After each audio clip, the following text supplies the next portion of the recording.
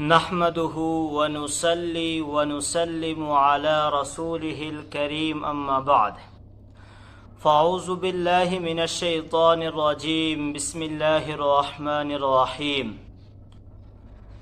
میرے معزز سامعین کرام، آج کل اکثر لوگوں کو دیکھا گیا اور ان سے سنا گیا کہ وہ شرکیہ الفاظ اور شرکیہ جملے استعمال کرتے ہیں اور انہیں معلوم ہی نہیں آیا اس طرح کے جملے استعمال کرنا شرک ہے یا شرک نہیں ہے۔ اور جناب محمد عربی صلی اللہ علیہ وسلم کا ارشاد گرامی ہے، اکبر الکبائر الاشراک باللہ، کبیرہ گناہوں میں سے سب سے زیادہ بڑا گناہ جو ہے وہ اللہ رب ذوالجلال کے ساتھ شرک قرار دینا ہے، وہ اللہ کے ساتھ کسی اور کو ساجی قرار دینا ہے۔ لیکن شرک کو سمجھنے سے پہلے ہمیں مشرکین مکہ کے عقائد کو، ان کے عقیدے کو سمجھنا ہوگا۔ جبکہ وہ مشرکین اللہ کے خالق ہونے کے قائل تھے، اللہ کے مالک ہونے کے قائل تھے، اللہ کے رزاق ہونے کے قائل تھے، اللہ کے کارساز ہونے کے بھی قائل تھے، لیکن اس کے باوجود قرآن نے ان کو مشرک کہا، قرآن نے ان کو مشرک قرار دیا۔ قرآن کے اندر اللہ رب ذوالجلال کا ارشاد ہے، قُلْ مَنْ يَرْزُقُكُم مِّنَ السَّمَاءِ وَالْأَرْضِ، یا رسول اللہ صلی اللہ علیہ وسلم آپ ان سے فرمائیے، آپ ان سے سوال کیجئے، کون ہے جو آپ کو رزق دیتا ہے آسمان اور زمین سے؟ فَسَيَقُولُونَ اللَّهُ، بس وہ کہیں گے ہمیں اللہ رزق دیتا ہے۔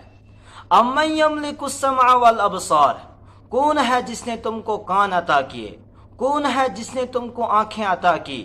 یعنی وہ کون ہے جس نے تم کو قوت باصرہ اور قوت سامع عطا فرمائی؟ فَسَيَقُولُونَ اللَّهُ، بس وہ کہیں گے اللہ نے ہم کو عطا کی ہے۔ وَمَن يُخْرِجُ الْحَيَّ مِنَ الْمَيِّتِ وَيُخْرِجُ الْمَيِّتَ مِنَ الْحَيِّ، کون ہے جو زندے کو نکالتا ہے مردار سے اور مردار کو نکالتا ہے زندے سے؟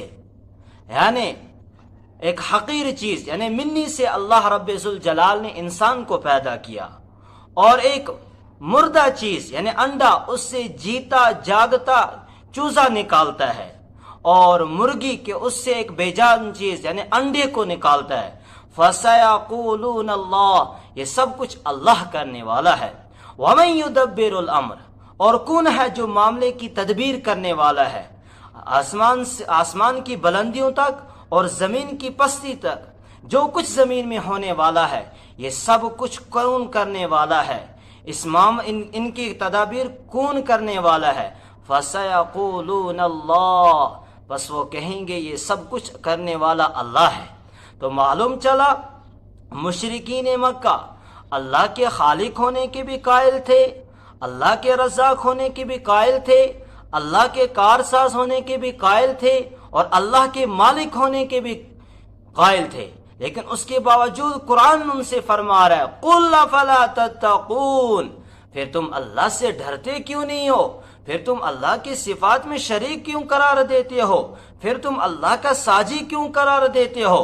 اور قرآن نے ان کے شرک کی مذمت بیان فرمائی، وَيَعْبُدُونَ مِن دُونِ اللَّهِ مَا لَا يَضُرُّهُمْ وَلَا يَنْفَعُهُمْ وَيَقُولُونَ هَؤُلَاءِ شُفَعَاؤُنَا عِندَ اللَّهِ قُلْ أَتُنَبِّئُونَ اللَّهَ بِمَا لَا يَعْلَمُ فِي السَّمَاوَاتِ وَلَا فِي الْأَرْضِ سُبْحَانَهُ وَتَعَالَى عَمَّا يُشْرِكُونَ، جن کی یہ عبادت کرتے ہیں معبودان باطلہ کی، اللہ کو چھوڑ کر، اور ان کی پوجا کرتے ہیں، نہ وہ ان کو نقصان پہنچا سکتے ہیں نہ نفع پہنچا سکتے ہیں۔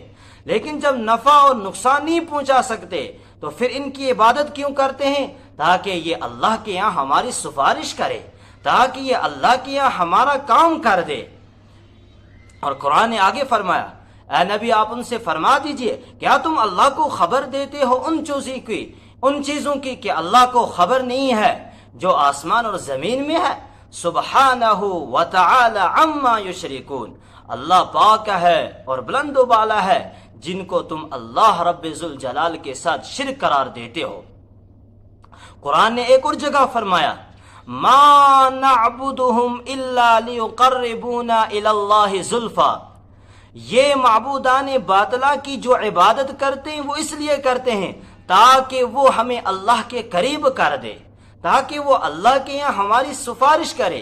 لیکن قرآن نے فرمایا والذین تدعون من دونہ ما یملکون من قطمیر، جن کو تم پکارتے ہو اللہ کو چھوڑ کر، جن کی تم پوجا کرتے ہو اللہ کے علاوہ، وہ تو کھجور کی گٹھلی کے چھلکے کے بھی مالک نہیں ہے، انہیں یہ اختیار نہیں ہے، تو پھر وہ کہاں سے آپ کی مراد کو پورا کر سکتے ہیں؟ پھر وہ کہاں سے آپ کی مشکل کو دور کر سکتے ہیں؟ پھر وہ کہاں سے آپ کی حاجت کو پورا کر سکتے ہیں؟ اور قرآن فرما رہا ہے وَيَوْمَ الْقِيَامَةِ يَكْفُرُونَ بِشِرْكِكُمْ، اور قیامت کے دن یہ معبودان باطلہ ان کے شرک کا انکار کر دیں گے۔ لہذا معلوم چلا کہ شرک جو آج ہم شرک کرتے ہیں اور ہمیں معلوم ہی نہیں ہوتا ہے کہ ہم شرکیہ الفاظ بولتے ہیں۔ ایک حدیث سناؤں کہ جناب محمد عربی صلی اللہ علیہ وسلم کی خدمت میں ایک صحابی حاضر ہوئے اور انہوں نے کہا ما شاء اللہ وشیت یا رسول اللہ، جو اللہ چاہے اور جو آپ چاہے اللہ کے رسول صلی اللہ علیہ وسلم۔ اللہ کے نبی صلی اللہ علیہ وسلم نے منع فرمایا، کہا اس طرح کے جملے اور اس طرح کے الفاظ استعمال مت کرو، اجعلتنی للہ ندن، اس طرح کے جملے اور الفاظ استعمال کر کے کیا تو نے مجھے اللہ کا ساجی قرار دیا، کیا اللہ کا شریک قرار دیا؟ بل قل ما شاء اللہ وحدہ، بلکہ کہہ کہ جو اللہ تنہا چاہے۔ لہذا معلوم چلا کہ اس طرح کے آج الفاظ ہم بولتے ہیں، جا اللہ اور اللہ کے رسول کے حوالے، جا فلاں بزرگ کے حوالے، جو اللہ اور اللہ کا رسول چاہے گا، جو فلاں بزرگ چاہے گا، یا جو فلاں زیارت والا چاہے گا، یہ سب کچھ شرکیہ الفاظ ہے اور ان سے ہمیں منع کیا گیا ہے۔ اور زیادہ بتاؤں کہ مشرکین اور یہ جو منافقین ہیں یہ مومنین کو ایذا دیتے تھے، مومنین کو تکلیف دیتے تھے۔ اب مومنین میں سے کسی نے کہا ہم اس کی جا کر فریاد کریں گے جناب محمد عربی صلی اللہ علیہ وسلم کے پاس، تو اللہ کے نبی صلی اللہ علیہ وسلم نے اس وقت کہا فریاد مجھ سے نہیں کی جاتی ہے، فریاد اللہ سے کی جاتی ہے، فریاد کو سننے والا اللہ ہے اور فریاد اللہ ہی سے کی جائے گی۔ لہذا معلوم چلا آج جو ہم اس طرح کے الفاظ استعمال کرتے ہیں اور ہمیں معلوم ہی نہیں ہوتا ہے آیا یہ الفاظ شرک ہے یا شرک نہیں ہے، لہذا ہر ایسا لفظ چاہے اس میں شرک اکبر ہو یا شرک اصغر ہو یا شرک جلی ہو یا شرک خفی ہو، ہر ایسے الفاظ سے، ہر ایسے جملے سے ہمیں احتراز کرنا چاہیے اور شرک سے بچنا چاہیے۔ اللہ تعالی عمل کی توفیق عطا فرمائے۔